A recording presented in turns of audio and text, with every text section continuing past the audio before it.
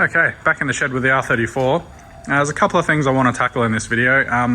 First off, I'll start with saying that at the end of the video, I'm going to go into a little bit of detail about how I like to tackle my projects. And yeah, just a little bit of a plan and how to stay on track and that sort of thing. So yeah, that'll be towards the end of the video.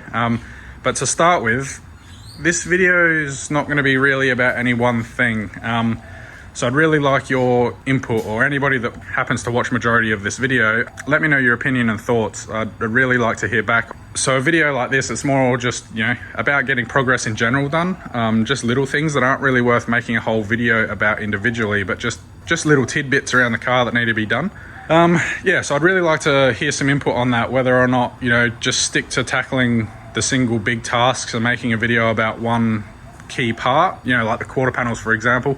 For the work that's involved in doing them, it's a big chunk of progress out of the way and it's easy to make a video about it, but it's like, little bits around the car, it's a lot harder to tie that stuff in. So just general progress videos, if they're interesting at all, let us know. I'd really like to hear your thoughts on that.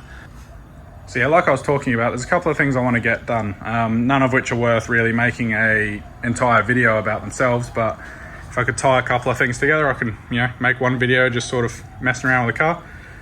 So one of the things I want to do is this vspec 2 bonnet it's obviously a replica because the genuine ones sell for astronomical amounts of money, and they're as rare as rocking horse shit. So yes, this is a fiberglass replica bonnet. So this car's getting painted white. So if this was a white genuine vspec bonnet, the bonnet itself would be painted white. This would be raw carbon fiber, just with clear coat over it once the bonnet's painted. So the fact that this is just fiberglass with the black gel coat on it, it's kind of irking me a bit. It's just a little detail, but it's really, I don't know, to me it makes that much of a difference. So one of the things I want to try to do, I don't know how much of a success this will be, and I really don't want to destroy my bonnet and make heaps of work for myself trying to fix it, but an idea that I've got in my head at the moment is if I can, so this has just got, I'm not sure what it is from the front, whether it's just whether they spray whether it's got like some gel coat over, or whether it's just bonded in with the glue. But from the underside, I'll open the bonnet so you can see it. So yeah, as you can see, there's literally just a hole in the bonnet that's cut, and then they drop the vent in and it's bonded in. So my idea is, you can see that ridge around there where it's glued in. I'd like to go around and see if I can cut that glue. And then pop the vent out, and then the plan would be to get some proper carbon fiber sheet and then vacuum bag this with a thin layer of carbon over the top of it, and then when it's glued back in from the top, it'd look legit. So yeah, that's the idea. I'd like to give that a shot. I'll see how I go. Hopefully I don't destroy the bonnet in the meantime.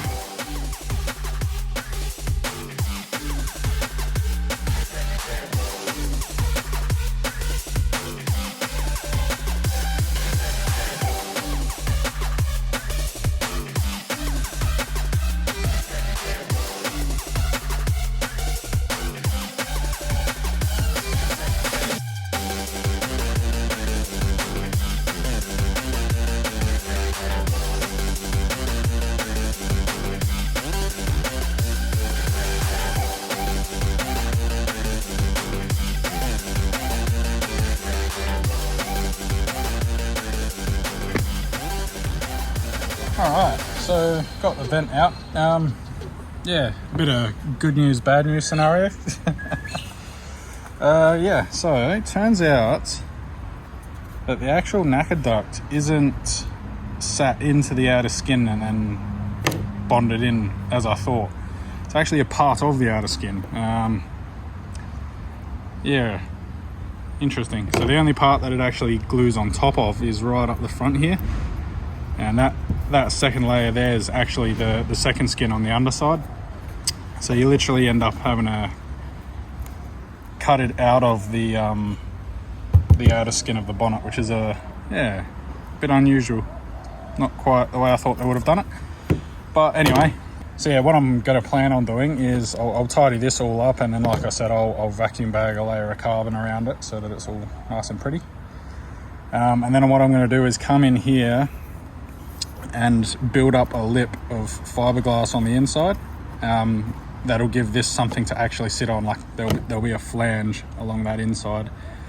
and then I'll actually be able to bond that to the flange, and then I think that'll give a lot nicer finish. Yeah, it's just a bit odd the way they've done that. I wasn't expecting it, especially seeing as how there's a visible like line around that outer flange there. They literally must mold that into the gel coat or something. It's a bit bizarre. But anyway, it is what it is.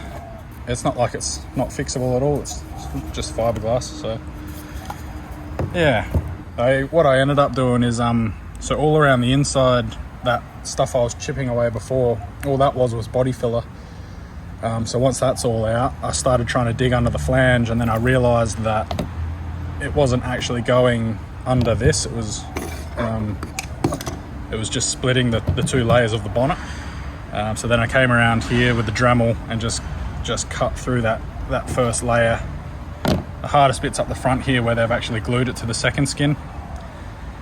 But yeah, I guess if anybody else is thinking about trying this, I don't think there would be many people trying it, but yeah, if anybody else decides to give this a go, sort of just, you know, at your own risk, if you're not really competent with you know, using fiberglass and composites and stuff like that, I probably would not try to do this, because yeah, it ends up being quite a bit of work. So anyway, that's probably going to turn into a video in itself. I still need to buy the carbon and stuff anyway, so yeah, I'll leave that for another video and get on to something else. Okay, so one of the other things that I want to tackle is I'll be pulling the engine and trans out fairly soon. That way I can start doing the engine bay work and all of that. But I've got to get the automatic shifter out, and then there's a bunch of this wiring down here. Some of it's factory, some of it's not, and then there's the old stereo wiring in there. So basically what I want to get done is remove the shifter, get that wiring out. Some of it actually goes up here. It's this black wire running up here goes to the that's a part of the old ETC setup from Japan. So that runs down there up into the dash, and then I think it goes over to that relay block over there. I think there's a couple of fuses that power up that system. So yeah, I'll be removing that, all that wiring there, and the non-genuine stereo wiring that's in there.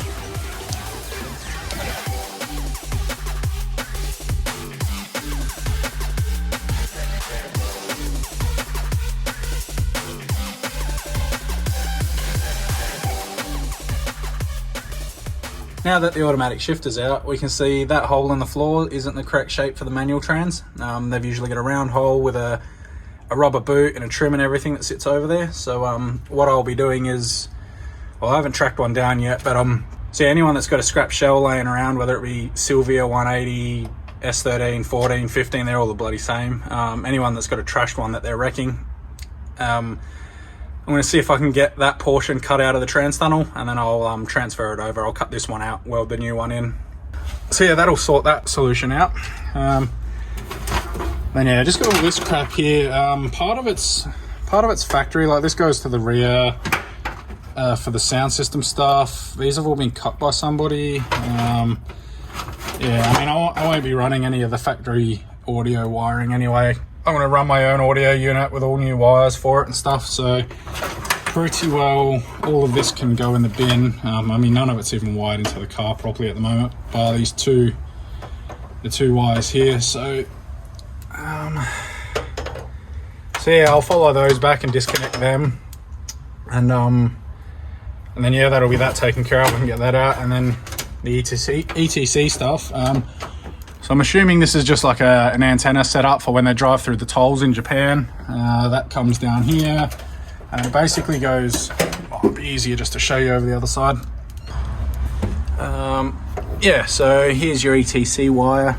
Comes along here. There's there'll be a little fuse in here and here.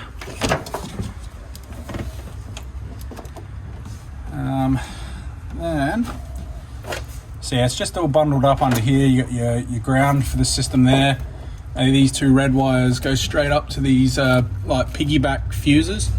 So if I see, all they are these little spades that sit under the fuse, and they just piggyback off of another system. So yeah, I mean, I guess as long as the system that's being added in doesn't draw too much current, there's probably no real problem with that. But I couldn't imagine the ETC system being an overly high current drawing system. So yeah, you can just pull those out, disconnect your ground wire, and it's all ready to pull out. So yeah, if anyone's got the remains of an ETC set up in their car, they're not overly difficult to pull apart. I mean, it's a little bit easier for me in this scenario because I've got the interior all pulled to pieces, but yeah, they're not a complicated setup. Now, for anyone that doesn't know, the ETC's electronic toll card, so in Japan they run them so that they don't have to stop at the toll booths. Yeah, they're pretty useless here, other than when they're still working, you get a Japanese female voice that talks to you when you turn the ignition on. Other than that, they're completely useless in Australia or anywhere but Japan.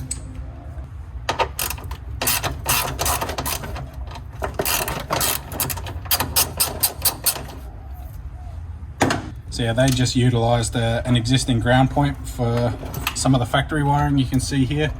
So you're just going to make sure you chuck him back in, otherwise half your dash probably won't work.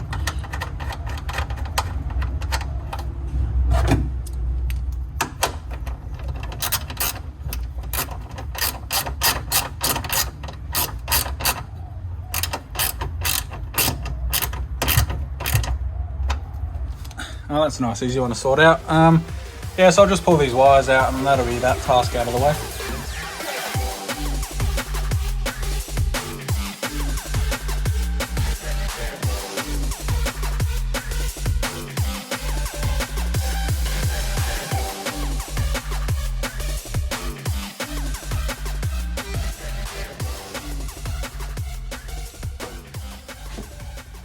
So yeah, that's all that aftermarket stereo wiring out.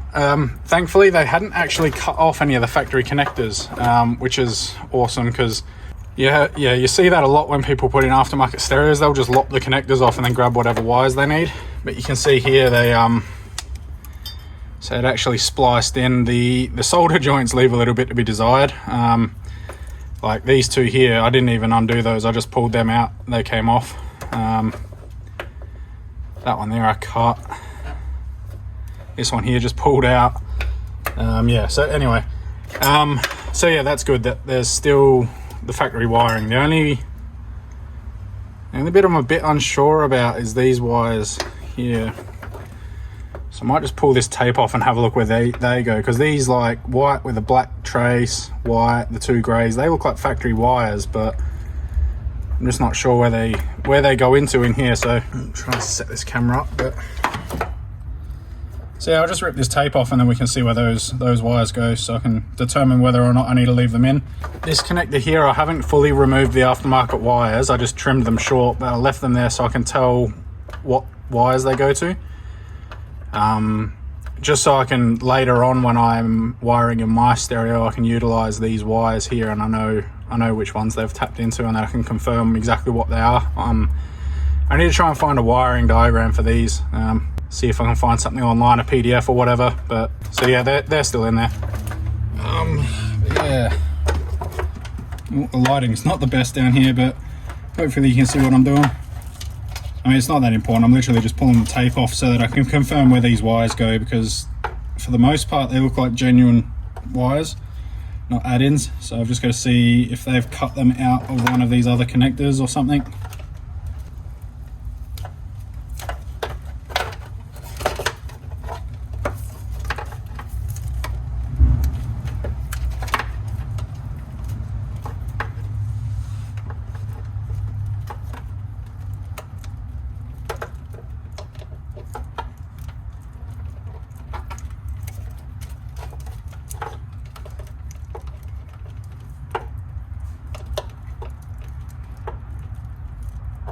Okay, that's kind of interesting.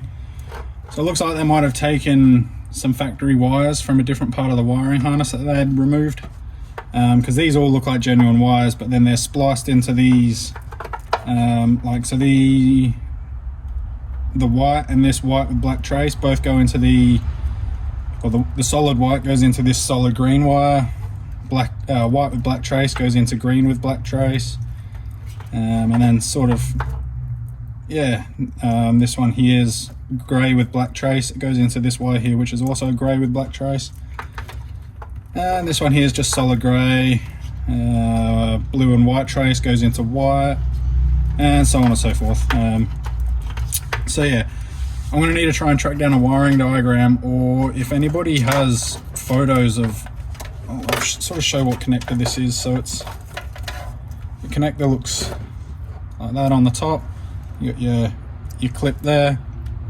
That's what it looks like on the front.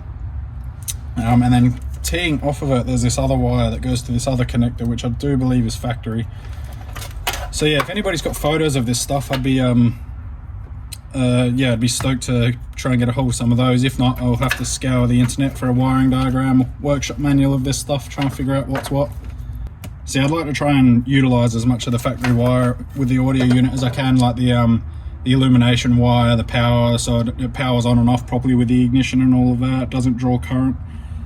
So that's that mostly sorted. I can sort of leave it as it is now until I get an audio unit and I get on to putting the interior back together. So yeah, that's literally half the amount of wiring that's connected here. So yeah, all of this just sort of sits up in there, and there was just a big wad of wires hanging under that. So it's all back to standard now for the most part. Cool, so that's one little annoying job out the way. Cool, well that's pretty much it for that side of things. It didn't really take as long to get that stuff done as I thought it was going to. So yeah, it took up hardly any time at all really.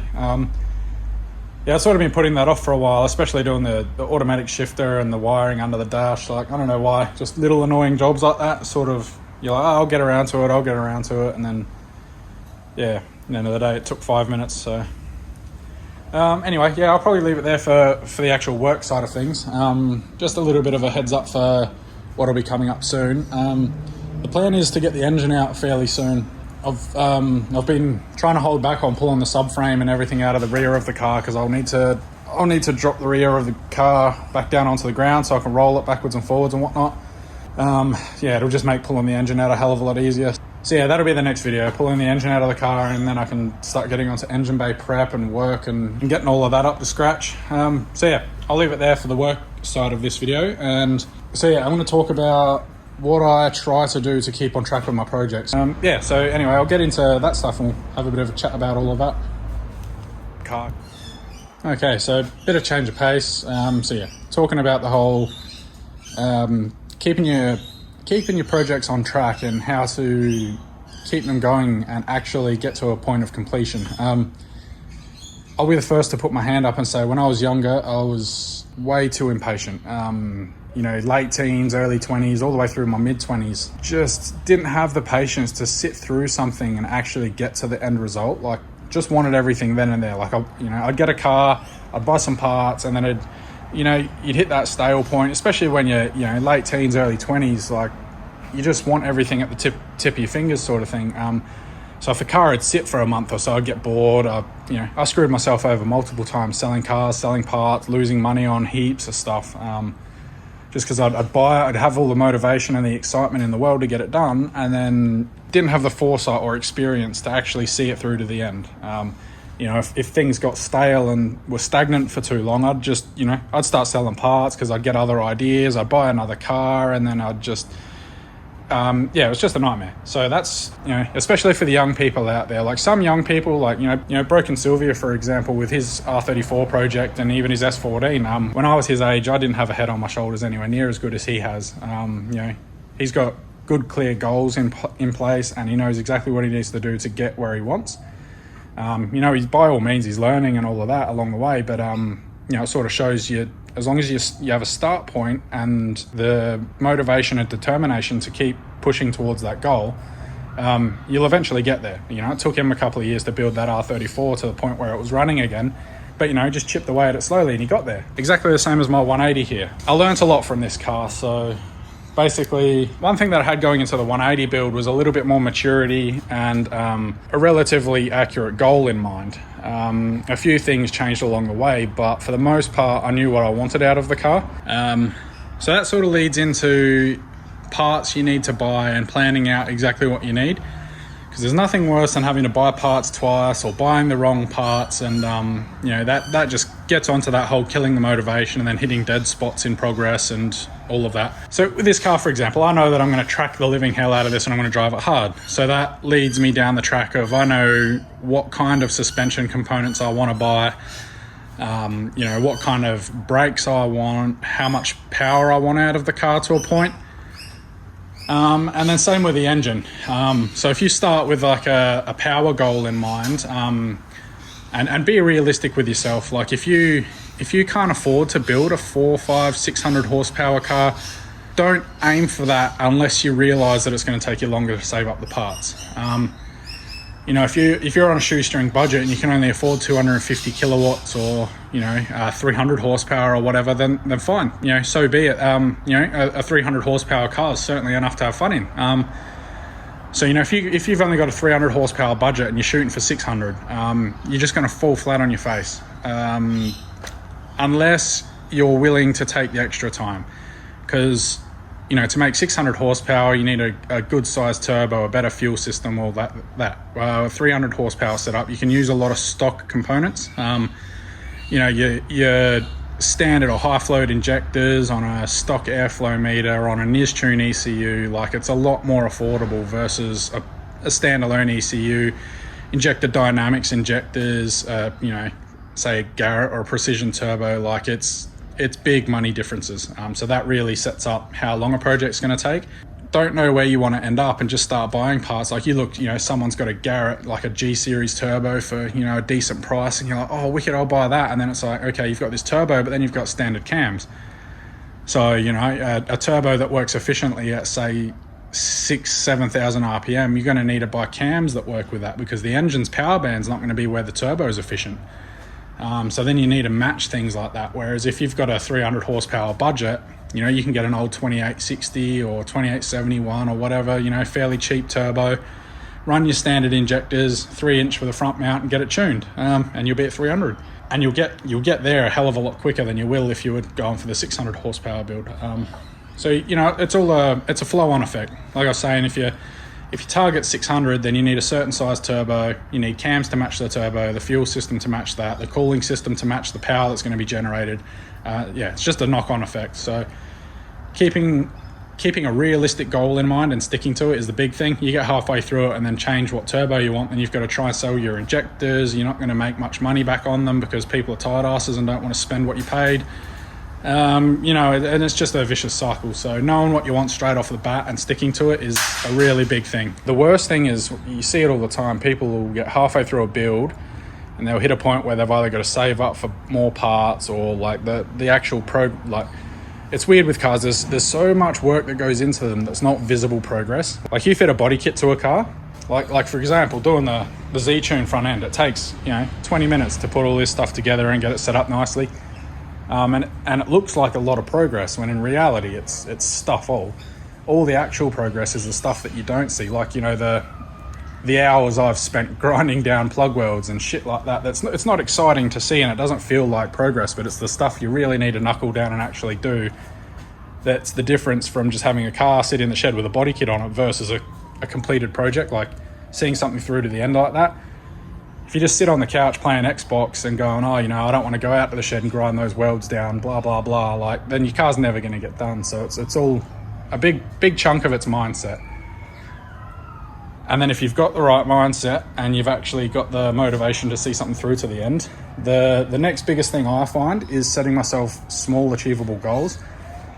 Because, you know, if you look at it, like, you look at the R34 right now, it is so far away from where I want it. Like, if I was to look at this in its entirety, it's demotivating almost. You know, it's daunting. It's this big, endless task, it's job after job. Like, you look at it and it's just like, it makes it a lot harder to see the end goal, to actually see a finished product. Whereas if you break it down and go, you know, stuff that, I'm not looking that far ahead. At the moment, I just need to achieve little bits and pieces. So I'll write myself down little lists of small achievable things and try to keep myself to doing one task a week. Even if it only seems like small mundane tasks, just ticking things off the list is still moving forward with the project, and it'll keep the progress going, even though it might not feel like it. So for example, I want to start doing the seam welding in the car, but I know if I get too far ahead in all of that, I'm never going to finish tidying the rear welds up and sealing up all of that stuff. So it's like, okay, cool, this week's goal, what I want to accomplish by the end of next weekend, is have all of those welds ground down, all of those plug welds, all of those seams no surface rust, all sealed up with primer. That way I can move on to the next task without having to worry about that, because if I just leave that, it's going to build up surface rust, it's going to create more work for myself in the future, and it's just something that's left unfinished. So this week's goal, clean all of that crap up, then I can move on to the seam welding. And then with the seam welding, like, that's a massive job in itself. So then you break that down, you go, okay, I'm not going to look at the whole car needs seam welding, because that's, you know, a huge job in itself. So then you come along and you go, okay, I'm just going to break this down into sections. Start it over there, and then I need to work my way over, weld this bracket in, stitch weld the top of the tower, and then do the back of the towers like I spoke about in the last video. So that's just one portion of the car. It's just 2 rear towers, parcel shelf, and that's it. Nice and easy, all right? Then you smash that out and you go, okay, we're gonna concentrate on the center section of the car. So then all you do is go through and do your seam welding from here to here, and then the next bit's the engine bay. So it's like, all right, what do I need to do to be able to stitch weld the engine bay? There can't be an engine in there because I can't get to everything. The engine needs to come out because I'm changing it anyway, blah, blah, blah, you know? So cool. Get the rear done, get the center portion done, then pull the engine out of the car. That's the next logical thing. So, you know, you set yourself goals like that, and it's just like each week try and accomplish something. So yeah, just breaking things down. That's what I find to be the easiest. Chip away at it. So if you're anything like me and you're bad at remembering things, and you know, got that many things floating around in your head, it's hard to keep track of what's what. Just write a list down, jot it down on a piece of paper. Even if it's, you know, what parts you're looking at the time and a direction you want to go with that, just jot them down on a bit of paper, or even an Excel spreadsheet if you're that way inclined. That way you can go back to it, and it's easier to go back to and keep on track of, rather than I've had it before, especially when I was building the 180. I'd have ideas floating around in my head and things that I wanted to do, but you know, I wasn't due to get up to those things for a while, and then by the time I got up to them, I'd sort of forgotten, or it was harder to keep on track, or even harder to find the motivation, because you were kind of like sitting there and you, oh crap, what was I thinking about again? Then you're like, oh, that's all right, I'll do something else, or oh, I won't do that now, it's not that important. So yeah, that's a big thing that I like to do is jot things down, try and keep on track of it. So yeah, anyway, that's probably enough rambling on for that. So like I said in the beginning of this video, if people don't mind watching this kind of stuff, just little bits of progress, you know, if people aren't fussed watching that stuff, I don't mind making a couple of videos like that as, you know, sort of filler content when I'm in between the big jobs. But you know, if no one's going to watch it, if everyone's going to tune out and get bored, then I won't bother. But I'd really like to hear some actual feedback, rather than you know, I can sort of look at the views in the analytics and stuff and see what sort of trends a little bit more. But yeah, I think it'd just be more useful hearing it. It'd just be more useful. It's more hard data rather than just hearing it from people. So yeah, let us know. Or even if, you know, I don't exactly know what everyone's skill set is out there. You know, I know some of my friends that might be tuning into this have been messing around with cars for a while and know a fair bit. So, you know, the basic breakdown videos on how to do some tasks, they're not going to find much value in. Whereas some people that are just getting into this and pretty new to working on cars, like, you know, might get a lot more value out of the technical side of things. Like, oh, hey, if you're doing this job, this is how you go about it. You know, let us know if you're in that boat as well, because I definitely don't mind breaking things down like that and showing people. So yeah, just some welcome feedback would be good. Anyway, yeah, I'll leave it there. I don't want to drag this out too long. Like I said, 40%, 50% of people usually turned off before it gets this far in the videos. Yeah, thanks for hanging around and watching, and yeah, I'll catch you on the next one.